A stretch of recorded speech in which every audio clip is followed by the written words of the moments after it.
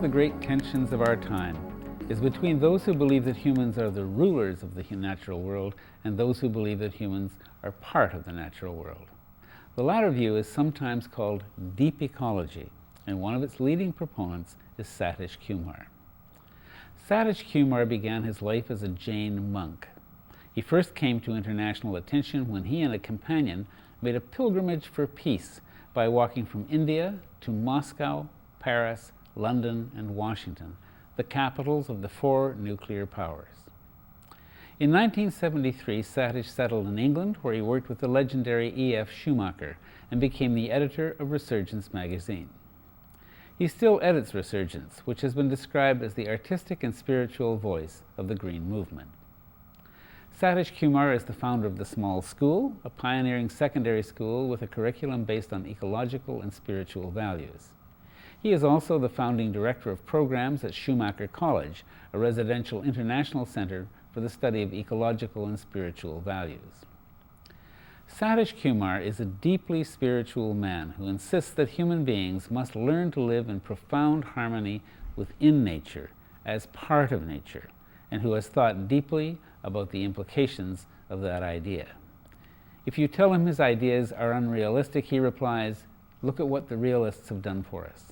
They have led us to war and climate change, poverty on an unimaginable scale, and wholesale ecological destruction. Half of humanity goes to bed hungry because of all the realistic leaders in the world. I tell people who call me unrealistic to show me what their realism has done. Realism is an outdated, overplayed, and wholly exaggerated concept." Unrealistic, hopeful, and inspiring, here is Satish Kumar. When I became editor of Resurgence magazine, the talk about environment was either almost non-existent in the media or in the mainstream world, or if there was some mention, that would be on somewhere in a corner of some newspaper or some late night show on radio or television, and no government had any kind of environmental secretary or department for the environment or department for the energy or anything like that. And so I became editor of Resurgence in 1973, and at that time environment and ecology was something fringe. When we published articles about wind power, people laughed at us. When we talked about solar energy, people say, "What are you talking about?" When we said the oil is not going to last forever, when E.F. Schumacher was writing about oil and getting peak oil, and in the end we will have to find some other source of energy, people laughed at him. So in last 35, 36 years that I have been editing Resurgence magazine, there has been gradually but profoundly a sea change in our awareness and consciousness. And Resurgence has been a pioneer in that work. Of course, the UN was becoming alert, and there were lots of environmental thinkers, starting from Rachel Carson to Blueprint for Survival, and limits to growth. All those things were coming up, but it was in nobody's kind of radar, nobody's agenda. It was basically a kind of idealistic perspective, idealistic worldview of the few. So there has been a tremendous change. No, we didn't really believe that we could have the kind of terrible effect on the world that we were actually having. We hadn't grasped that. No. At that time, in the 70s, we thought that there is a limitless supply of natural resources, and we own nature. Nature is ours there to be grabbed. So human species are the rulers of the world, the natural world. And there is abundant supply, limitless supply, and only shortage, if there is any shortage, is human labor. And therefore we have to save labor, And so we have to create efficient machines so that people don't have to work, and we can use natural resources as we like, and we can do to nature what we like. So we can cut down the rainforest, we can pollute the rivers, we can overfish the oceans, we can use chemicals and fertilizers and pesticides and herbicide. I call them chemicals of suicide. We can use them as we like. So there was a kind of collective human ego where we thought that we rule the world, humanity is the only thing which matters, and we can do what we like to nature. That was the agenda at that time. And unfortunately, to some extent, at the level of consciousness, we have a kind of split personality. On the one hand, people are more and more realizing that resources are scarce. But at the same time, they are not yet developing a kind of relationship with the natural world which requires, if we want to have a sustainable and a durable and resilient future for humanity. So still there is a lot of work to do. Nevertheless, now newspapers, radio, television, politicians, business leaders, everybody is aware of the environmental crisis that we face, particularly symbolized by global warming and climate change.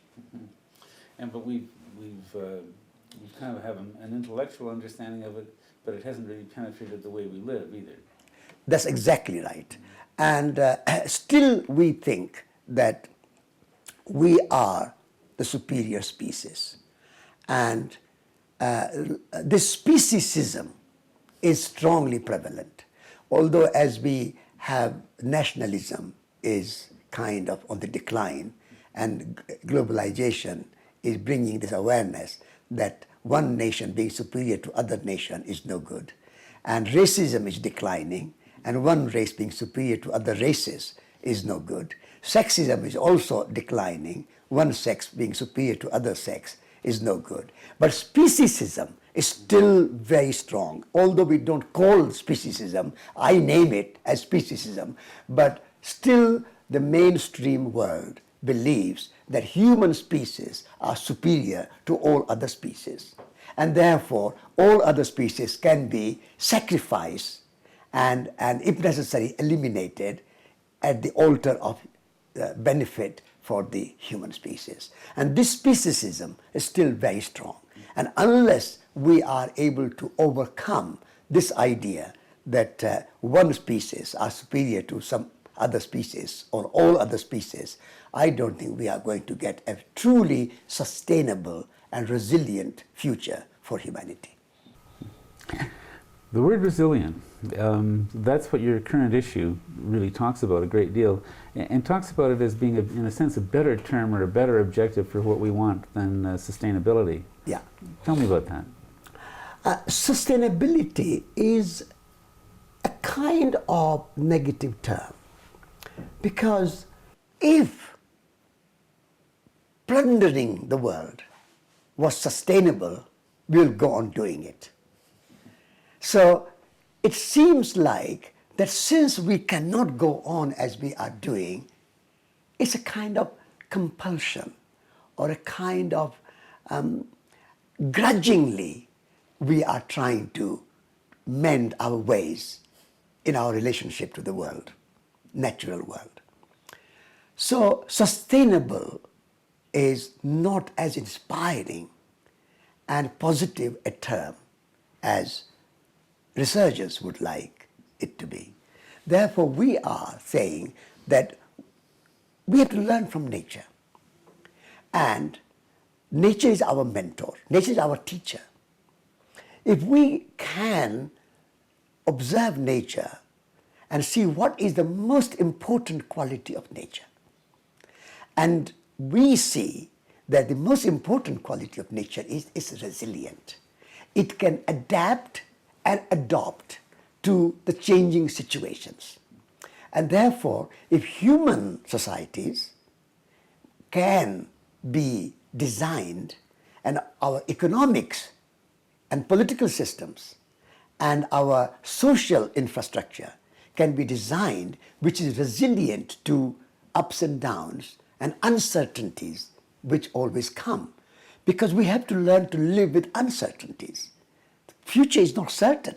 We cannot design everything to suit our purpose. We cannot plan everything according to our pen and paper on the table or a computer screen. We cannot design everything. So we have to live in an uncertain world, a complex world, a chaotic world, you can call it, like chaos theory. In this situation, what is the most important quality that we need?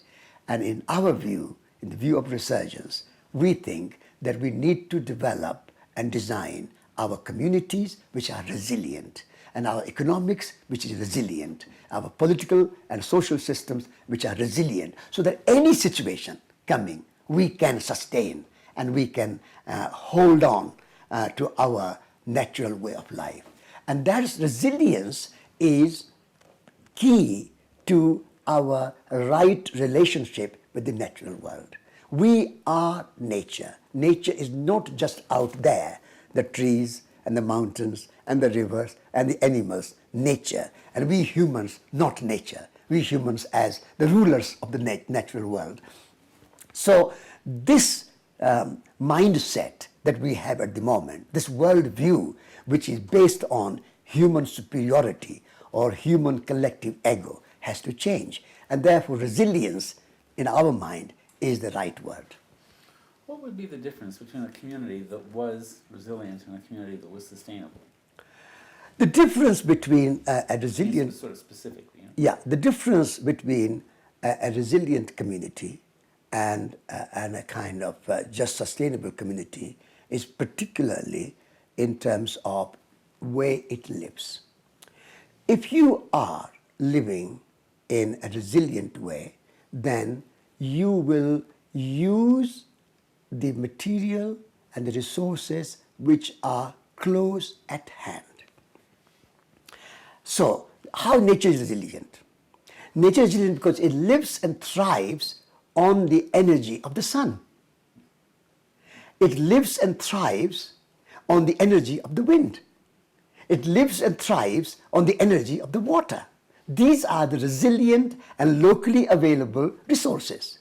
Now, oil and coal and gas, that is somewhere far away in Saudi Arabia or Iran or Iraq, dug deep in the thousands of meters down in the soil, and if some supply stops or some catastrophe happens or some kind of your pipeline broken or a government is not friendly to supply you oil, you are at a mercy of those countries, where the sun is supplying energy to every home, to every field, to every tree, to every community, to every human being. So designing your energy system based on the sun and wind and water and soil is a resilient system.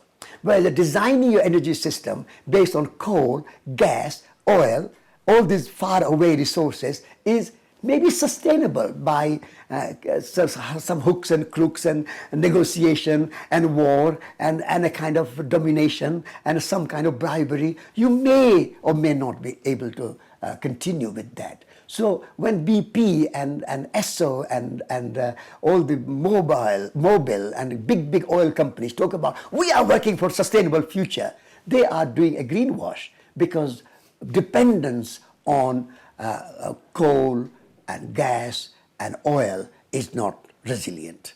And so we would say that sun is providing energy in one day, just one single day, more energy than the entire stock of gas, coal and oil in the whole world, past, present and future. More, for example, now people are saying, all right, coal and gas and oil is running out. All right, in maybe 50 years we will have nothing of that supply. So we'll go for nuclear power. That may be less carbon dioxide, and they may argue they're sustainable, but I would say it's not resilient, because nuclear energy depends on the supply of uranium. For uranium, you have to go to aboriginal areas or American, Indian, indigenous areas or faraway areas to find uranium. And how long uranium will last? It may not create carbon dioxide, but how long uranium will last? And how many people can get to it? And what is the distance between use of uranium for energy and use of uranium for nuclear weapons? Very quick change. This is why people are worried about Iran not going for nuclear energy, because they can change from energy to weapons quite easily. And so this is the kind of basic fundamental change of thinking, that you have to learn to live on the resources which are natural and renewable and abundant at your doorstep. Local economy is the answer. Local energy is the answer. The economy of the place where you live. The soil is there, the water is supplied without any use of fossil fuel by the clouds all over the world. Harvest it. Wind is coming to you at your doorstep, harvest it. Learn to harvest it. Sun is supplied to you at your doorstep, harvest it. That is resilient system. What's happening now at this point on the deforestation front, and what kinds of actions can be taken about that? What is happening at the moment in the world is disastrous as far as trees are concerned. On the one hand, this industrial civilization is rapidly increasing the use of fossil fuel and producing carbon dioxide and emitting it into the atmosphere. And the resource which will sink this carbon dioxide and kind of mitigate the effects of carbon dioxide emission into the atmosphere are the trees and the rainforest. So we are cutting them down. We are cutting our forests in every country, and particularly in the tropical rainforest. The rainforests are being cut down left, right and center in Amazon area, in Australia, in Indonesia and Philippines and so on. So on the one hand, we are increasing the carbon dioxide. On the other hand, we are decreasing the carbon sink. So we are bringing double danger on the future of humanity. And so nothing needs to be done more importantly and more urgently than stopping the cutting down of rainforest, stopping cutting down of all other deciduous forests, the indigenous forest, and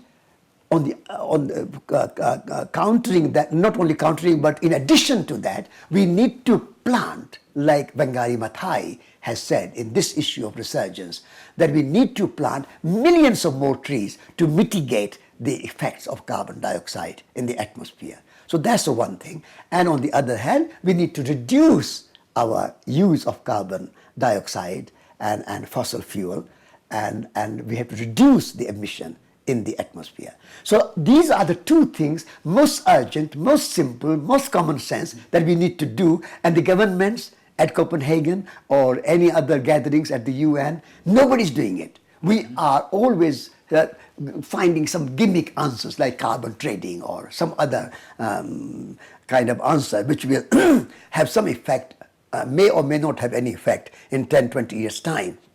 They are talking about what we are going to do in 2020 or 2050 or 2080 or in the turn of the millennium. What I'm saying and what Resurgence is saying in this issue is that we can take some urgent actions, and planting of trees and stopping of cutting down rainforests is the urgent action which we need to take now. And it's not difficult. And not difficult. Common sense, and everybody can do it. If the governments of the world say to their citizens that every citizen plant 5 trees every year, there will be a big forest. And anybody who is cutting down rainforest and big forests for commercial purposes are banned. It's a crime against nature. And that can be done immediately. You don't need anything And you know, I think I'm fairly aware of a lot of these things, but I was surprised by a fact in the magazine, which was that the impact of deforestation in the tropical rainforest is greater than the impact of all human transport. I mean, I had no idea that it was of that scale. Exactly, exactly. So this is something so important, so common, that all our aeroplanes, trains, buses, cars, trucks, lorries, everything put on one side and cutting down the rainforest on one side. Still, we are damaging the planet more by cutting down the forests and trees than we are damaging with the use of cars and transportation. So this is such a common sense, and therefore Wangari Maathai, Prince of Wales in England, and many other environmentalists are crying out that such a common sense, we must stop the cutting down of rainforests and cutting down of other indigenous forests and planting of more trees. That's the urgent action. And every government and every citizen should need to take it. And one of the things I'm saying, that at Christmas time, instead of uprooting a tree and bringing it inside your house, go out and plant a Christmas tree at Christmas time. And every Christmas, if we plant one tree and look after it as a sacred tree, a tree of life, a tree of knowledge, a tree of spirit, a tree of Jesus Christ, we are doing service to Jesus Christ and celebrating Christmas on his birthday, and at the same time we are also taking care of the planet Earth. I haven't taken the step of going and planting one, but I have at least. But a few years ago, I said to my wife, "This is crazy. We're cutting down the most beautiful of the trees in that we have." For a Christmas tree. Just imagine at Christmas time how many Christian families are there in the world. If there are, say 100 million families or whatever, 100 million families are cutting down 100 million trees every Christmas, how many trees are we cutting down in the name of religion, in the name of Jesus Christ, which is complete madness, because the Jesus Christ would love you to plant the trees and take care of the planet, because the planet is a gift of God, and you cannot destroy a gift which is given to us from God. So I would say planting a tree is a religious act, a Christian act. You do seminars in what you call reverential ecology. That's right. Tell me what the content of such a seminar would be like. Reverential ecology is a step further and deeper than deep ecology. Because in deep ecology and shallow ecology, we say that if you are protecting environment for the benefit of humankind, and if you are valuing natural world only in terms of nature's usefulness to humans, then it's a shallow ecology. If you have intrinsic value of nature and you say that the forest is good in itself, it has intrinsic value. The rivers have their own value and cannot be measured in terms of rivers' usefulness to humans, then it's a deep ecology. But when you say that rivers are sacred and we need to revere the earth and we need to revere the trees. Trees are trees of life, and therefore they are sacred. And therefore, whether they are useful to humans or not, and whether they, and of course they have intrinsic value, but we need to go a bit further and say we need to revere the earth and have respect for the earth. And that reverence for life is a step further than deep ecology. So it's a kind of journey from shallow ecology to deep ecology to reverential ecology. And in reverential ecology, you receive the gifts of the trees, like fruit or wood or oxygen. You receive the gifts of river, like water, but you receive it with gratitude. And gratitude is the essential quality of reverential ecology. When you have gratitude to the forest and gratitude to the sun, you can do no worse than worshipping the sun, because sun is the source of energy. So if you have gratitude to the sun and gratitude to the soil, and then thank you soil for maintaining our lives, we are grateful to you, and in return we will replenish the soil by wasting no products of the soil and returning whatever we have not used back to the soil in the form of compost. Then it's a kind of reciprocal and a mutual and respectful relationship with the soil, with the water, with the forest, with the sun, with the entire natural world.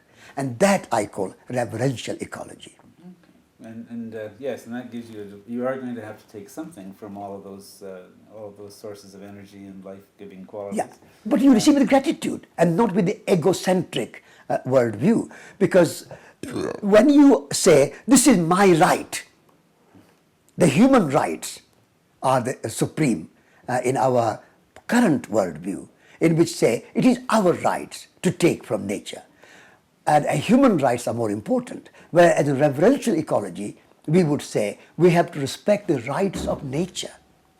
Trees have rights, rivers have rights, animals have rights, forests have rights. And more than that, we don't need human rights, because the rights of the earth include human rights. So we need to have more human responsibility rather than human rights. And when you have that humble and a more reverential and more relational approach, and you say we depend on the earth and therefore we have a kind of humility towards the earth, then it's a more ecocentric worldview. So we have to shift from egocentric, which is me, humanity, and human rights. That's I would call collective human ego. So from egocentric, we are moving to ecocentric. So we are making a small shift, changing from G to C. And by changing one letter from G to C, we are making a quantum leap in our consciousness. And we are saying that we are all related. We are all connected. Eco means connection, relationship. The eco word comes from Greek root as oikos. And oikos means planet home. And home is a place of relationships. So this earth is our home, and all the species are our kith and kin. And so we are all related. So the wolf in the forest is my brother. And the bird, eagle flying in the sky is my sister. And all the animals are my brothers and sisters, my family. So when you have that kind of relational worldview, that all are related, all are connected, all are interdependent, and we live in the relationship of mutuality and reciprocity, then we are in the sphere of reverential ecology. One useful tool for that would be wild law, wouldn't it? Where you develop the capacity in the legal system for legal action to be taken against those who are destructive on behalf of what's being destroyed, not on behalf of the human users. Yeah. That will be the implication of reverential ecology and the rights of nature, that we enshrine the rights of nature into our constitution, national constitution and the national and international law. So I would say the United Nations, as it has the Charter for Human Rights, we need to go further and make sure that there's a charter for the rights of the earth. And that Earth Charter could be a kind of fundamental document for all the nations to adhere to. And if the governmental laws can be passed so that humans can take from nature for their vital needs, like food and clothes and house and so on, but without any waste. The waste is the biggest damaging thing for natural world. And that if we can eliminate all waste, and because in nature there is no waste, everything in nature is reabsorbed and recycled and biodegraded. So if humans can take from nature and make whatever they want to make, but with one fundamental principle of nature in mind, that we will not produce anything which cannot be reabsorbed back into the earth. That's the one fundamental principle of reverential ecology, that you should not produce anything which cannot be reabsorbed. And then you are able to implement that principle into laws, wild law or natural law, whatever you want to call it.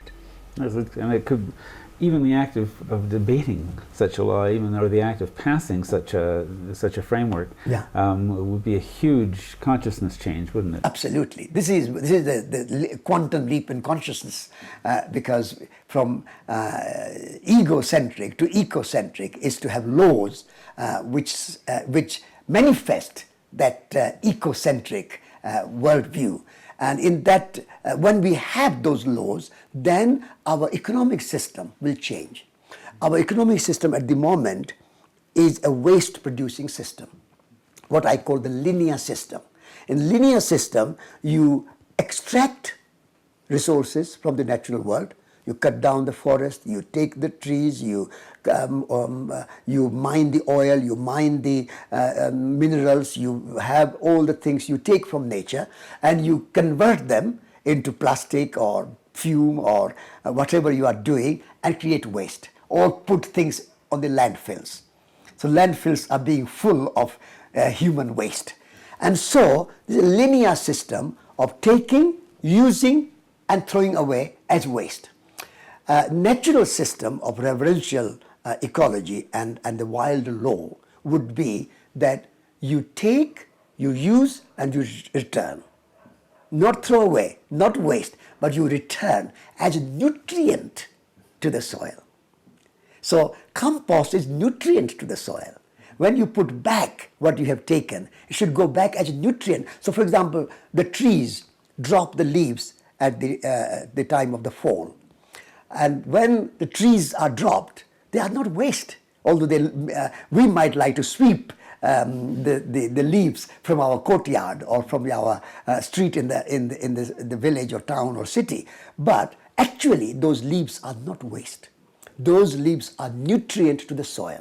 If you put back those leaves onto the soil, the earthworms will take them and they will eat them and chew them or whatever, and then the trees will biodegrade and they will decompose, and that decomposed leaf becomes the soil and nutrient and the food for the soil. And the roots receive food, and those nutrients go into the trunk and the sap and back into the branches, and next year, next spring, you have leaves again.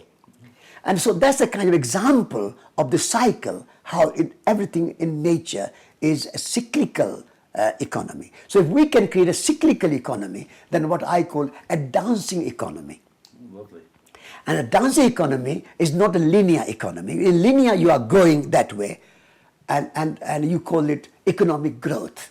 Now, economic growth at the moment is unlimited. Humanity has no idea that resources are limited. We just don't know where nature is going to pull the limits. Exactly, for limit. Yeah. So we have no idea of limit. And you cannot have limitless economic growth in a limited and finite world. And so growth is neither sustainable nor even resilient. So, and if you have a growth economy and sometimes it doesn't grow, then you have a recession. And recession means unemployment. So if there is no growth, you are in trouble. If you have growth, you are in trouble. So in place of this growth economy, we have to design a new economy, which I call dancing economy. So it's not standing still. You are all still moving, you are active, but you are taking things from nature for your vital needs, using them and returning them to nature back. And this is a kind of dance. It's a cyclical dance. And in dance, you are enjoying. So dance is very enjoyable. So you are taking wood, piece of wood, you are making into a beautiful sculpture or beautiful furniture, a chair or a table, beautiful, nice, and it becomes antique, still very beautiful. And when it is broken down, it can be composted. And that way, there's a kind of dancing economy where enjoyable arts, crafts, music, painting, dance, producing food, gardening, cooking, everything can be a source of joy. So dancing economy, a joyful economy, and a waste-free economy. You would also argue, wouldn't you, that we have far too much interest in possessions, that possessions, I think you've been known to say, are as much a burden as they are a joy. Absolutely. Because we seem to have got this conditioning of the mind that if you have accumulation of possessions, then somehow you are more secured. But you don't, this is a kind of idea which is given to us and the kind of conditioning which is given to us by the corporations and the manufacturers, because they want to continue this automatic and automated manufacturing, mass production. Mass production cannot be absorbed unless there's a mass consumption.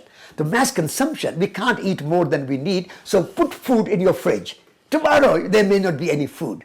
This kind of insecurity is created by this mass-producing, consumerist economic system. So we don't need to hoard anything in our fridge, and we don't need to hoard our clothes in our wardrobes, and we don't need to put unnecessary goods in our attic. Use what you need. And so what I call elegant simplicity. So elegant simplicity is a kind of voluntary. With your own awareness, you say, how much I need? I need beautiful table and beautiful chair, but I don't need another table sitting in the attic. Or I don't need 10 rooms and every room with 10 tables.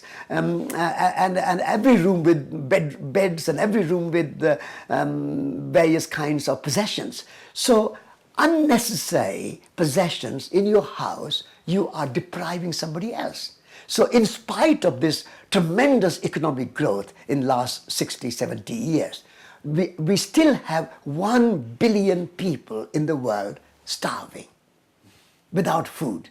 And that is the result, in spite of this mass production of food and so much waste of food. And on the other hand, there are 1 billion obese, and they eat too much and consume too much. So the system we have today is neither sustainable nor resilient. So we need to create a new system which has elegant simplicity. Live well, live beautifully, live joyfully, but without wasting and without accumulation of unnecessary possessions which are unused. Because if you have a stock of clothes in your wardrobe, that's embodied energy.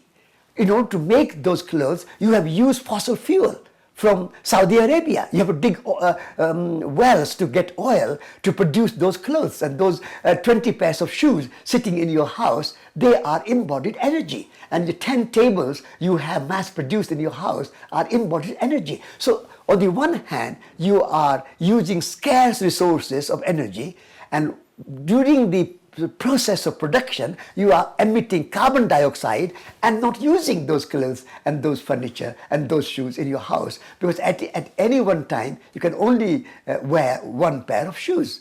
You can have 1 extra pair or 2 extra pair, but in many houses people have 20 pairs of shoes and 20 kind of suits in the wardrobe and 20 shirts in the chest of drawers. So that is what I say is the kind of complete conditioning of the mind created by the corporate vested interest. So they want you to buy and accumulate so that they can go on producing and getting more profit. That has to change if you want a resilient future for humanity. And that's why the other side of ecology really is social justice. Right? That our unecological way of conducting our economy also is a way of creating inequality and hardship and starvation. I have a trinity. I call it soil, soul, and society. Soil symbolizes the natural world. Soul symbolizes the reverence for life and our soul qualities and spiritual qualities of compassion and relatedness. Generosity of spirit, humility. These are the soul qualities. So, soul and care of the soul and resilient soul is as important as resilient natural world. And the third part of the Trinity is society. And that part symbolizes our social relationships, which is fundamentally social justice. At the moment, on the one hand, we waste so much material goods and natural resources, and we do not share. And so social justice means sharing whatever we are accumulating and whatever our economic system is with everybody. And so in nature, there is no starvation. In nature, there is no hunger. I take everything from nature. Nature is my mentor. Nature is my teacher. And I say that in nature, there are 8.4 million species. And all the species are every day fed, watered, sheltered. There is no mass starvation. There are not 1 billion particular species or particular kind of animal or any particular kind of creature which is starving. Why only human species have this system where 1 billion people go to bed without food and another 1 billion are obese? Why do we have this system? This is caused because of social injustice and social inequity. And so equity and justice should be part of our economic system. And we have to make a rule in our international law as well as every nation's law that no one will be allowed to make huge profit until every citizen of that nation has a minimum level of living and a minimum quality of life, which means food, water, shelter.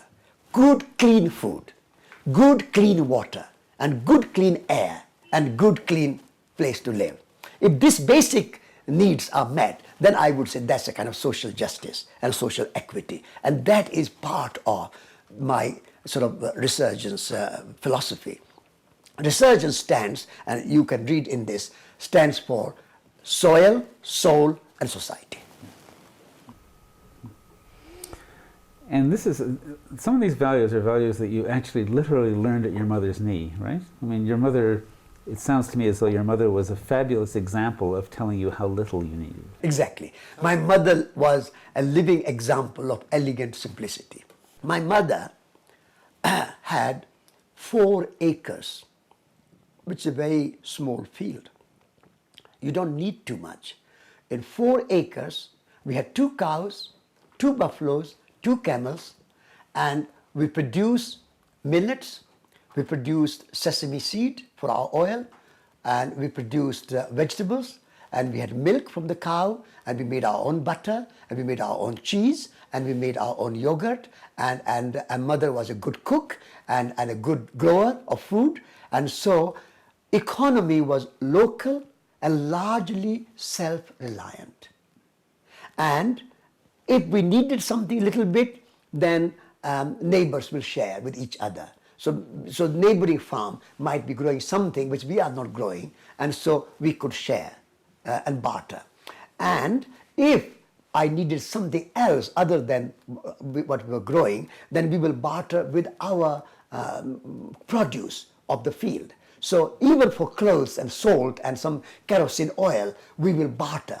So in the time when I grew, in the 30s and 40s, largely in my village, it was a barter system. And we were very happy. And we had beautiful clothes, handmade, spinning, weaving, pottery, furniture. We had no electricity in the house. We had no radio, no television, and no modern gadgets, no washing machine, no mobile phone, no computers. All these gadgets were not there. But we had music, we had arts, we had crafts, we had poetry, we had religion, we had stories, we had mythology, we had a good land, we had a clean water, we had a clean air, and we were happy. And so I think, I'm not saying that whole world has to go back to the kind of lifestyle that my mother lived and taught me. What I'm saying is that we can take certain fundamental principles of my mother's thinking and apply them to our time. We can have certain amount of technology. There's no harm in having technology. But technology should not rule our lives. Technology should serve our lives.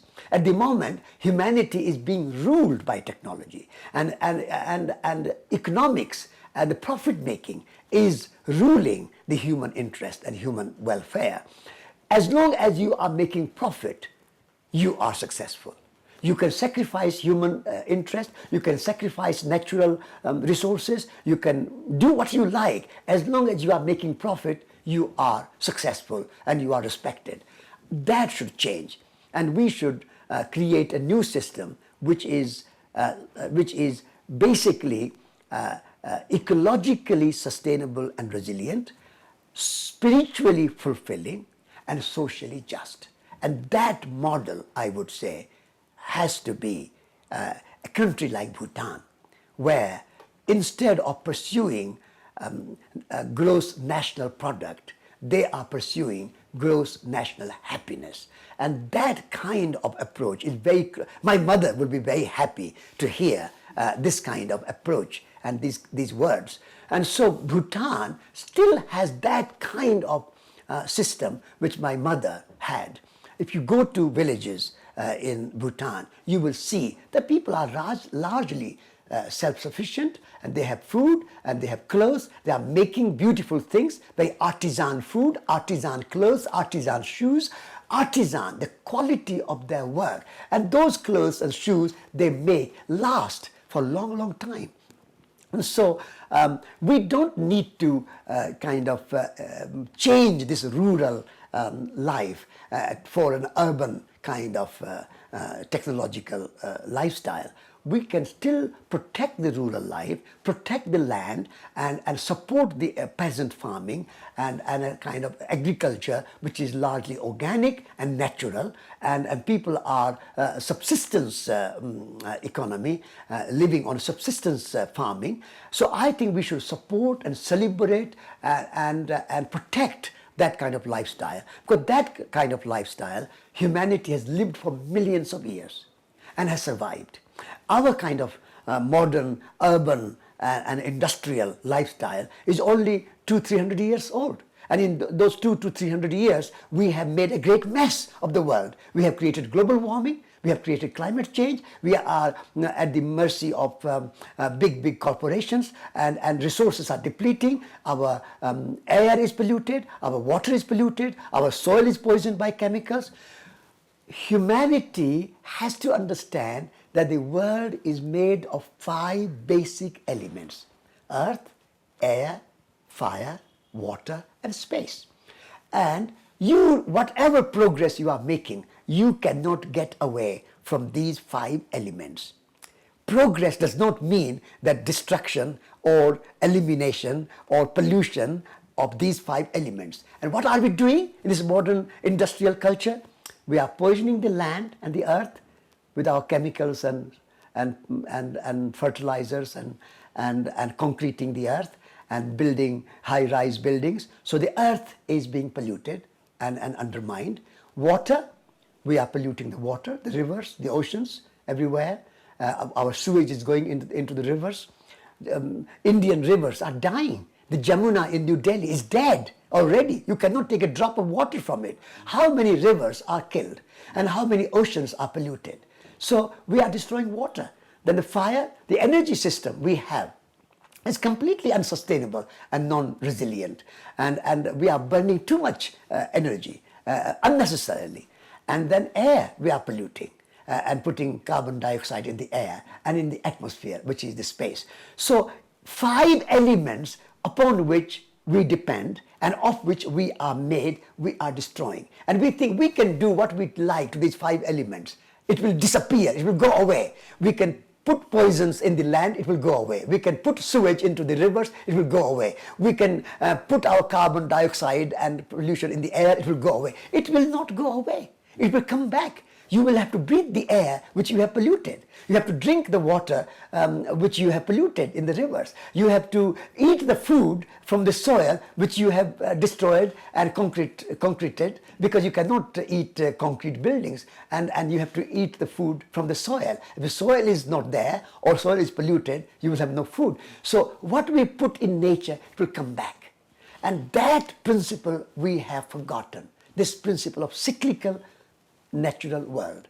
And therefore my mother's teachings of elegant simplicity and living in relationship with the natural world and using your technology, using your science, using your commerce, using your economic systems to live in harmony with the natural world and not in opposition to the natural world. We are friends of the earth, we are not enemies of the earth. But the way we live, it seems as if we are at war against nature. So we are destroying nature.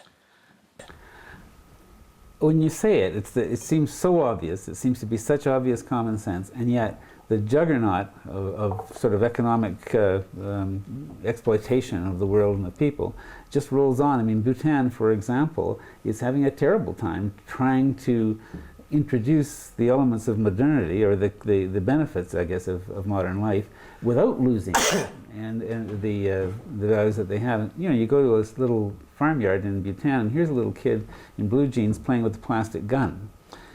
That's got to come from television and things like that. Yeah. So how do you make that change? How do you, because it's clear that we're not going to sort of spontaneously roll back to elegant simplicity. We're going to have to take some action to get there. This modern industrial urban culture is coming to the world like tsunami. Yes, yes. And sweeping the whole world. And America led and Europe led with the Industrial Revolution, and now there is an envy of those countries in India and China, and Bhutan is struggling to stay away from it. And at least the king and the prime minister and various other enlightened people in Bhutan are trying to find a way and negotiate their way through this kind of mess, because the world is one world.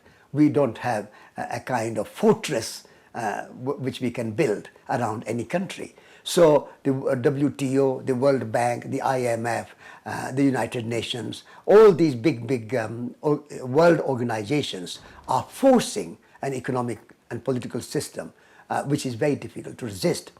So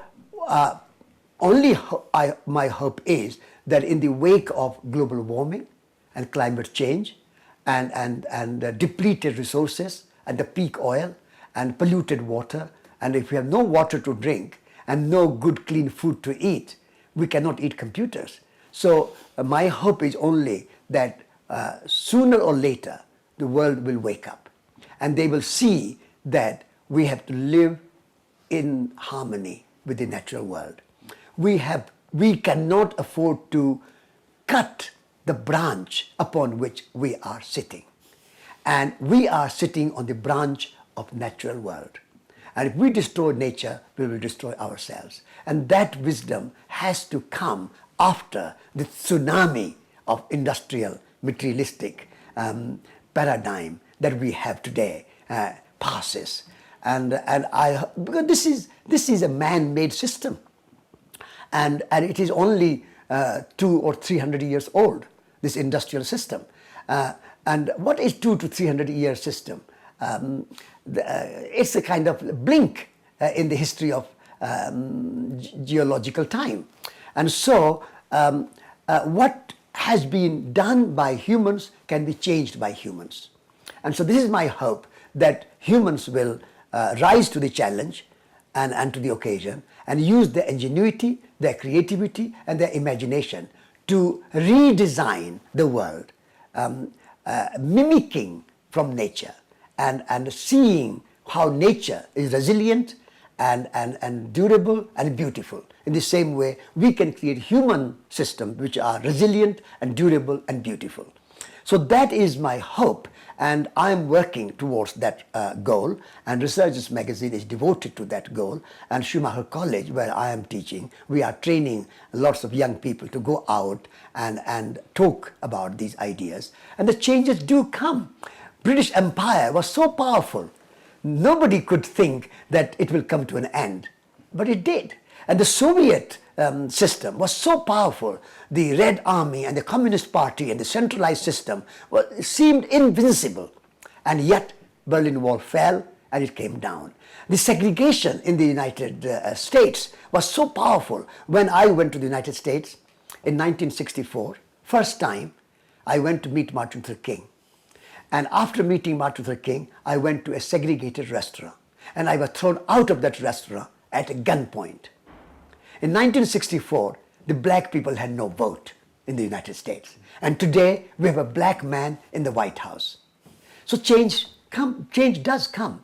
Apartheid, it seems so powerful and so strong. South Africa, apartheid will never come to an end. And Nelson Mandela will die in jail. 27 years in jail. He will die there. That was the common kind of thinking at that time. And yet, apartheid came to an end, and Nelson Mandela became president in the end and is free. So these examples show us that big changes can come. And so this globalized, industrialized, monocultural economic system and political system, which is so destructive of the natural world and so unjust and unfair for the human world, as we talked about, that 1 billion people going to bed without food, so unjust and so unfair and so unsustainable, it cannot last forever. And so the gross national happiness and a beautiful world and a more sustainable, resilient world is the way forward. So we have to create that mass consciousness. And when people rise and they start to eat organic food and they start to live more frugally and live simply but elegantly within their local means, and when people start to go for more joyful life of dance and music and arts and crafts rather than this consumerism and shopping in the Walmart and a kind of all other kinds of shopping, when people change their consciousness, governments will follow. The leadership is not going to come from the industrialists or corporations or governments, whether the White House or the 10 Downing Street or Palace, Elysee, or the Kremlin or any other capitals of the world. The true leadership will come from people, from the grassroots level. The true superpower is the power of people. That's what I believe. All the superpower of China and India and America are, in my view, paper tigers. They will come and they will go. They are not going to last. What happened to Soviet superpower? And what will happen to China? China is destroying itself. They are going to build 1 mile tall building in Shanghai. They are churning their natural resources into consumer goods and items to serve American economy, to get dollars. What is real wealth? Is dollar real wealth, or your clean rivers and the good soil and the clean forests and your good strong communities and the resilient farming systems? That is true wealth. But China is sacrificing true wealth to get false and illusory dollar. They have trillions of dollars, but their land is polluted.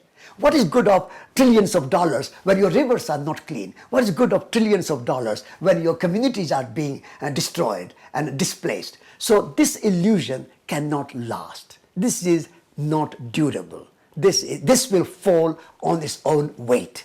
That is my conviction. Therefore, I am, even at age 73, working to create this consciousness at the grassroots level so that we can build a more resilient future. And you're full of hope, and it's lovely to see. Thank you. And thank you so much. You are welcome. Satish Kumar, philosopher, teacher, activist, and editor of Resurgence magazine. One of Satish Kumar's great inspirations is the life and work of Mahatma Gandhi, who is also a huge inspiration to Vandana Shiva and Bunker Roy. If you enjoyed this interview, you may want to have a look at those two as well. For the Green Interview, I'm Silver Donald Cameron. See you next time.